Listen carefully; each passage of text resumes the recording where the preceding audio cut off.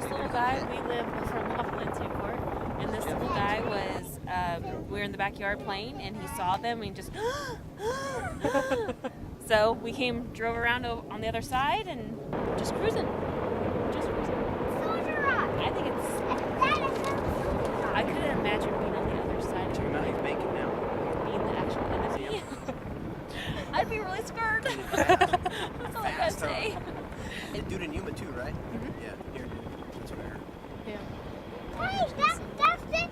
Those are the I just same think, yeah, come no, home and those are the what a nice little show. Exactly. A free show.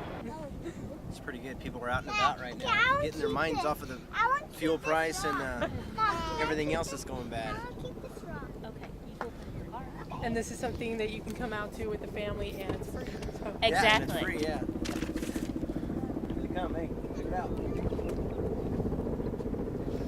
I just think it's amazing. This is absolutely. I've never seen them actually land. We're at the air show. That's about it. I've never been to their show. Think you would like to have been closer? Probably not. yeah, I think yeah. for me this is fine. This is perfect. But you would like to be close. Yeah, he would probably. I'd be in it.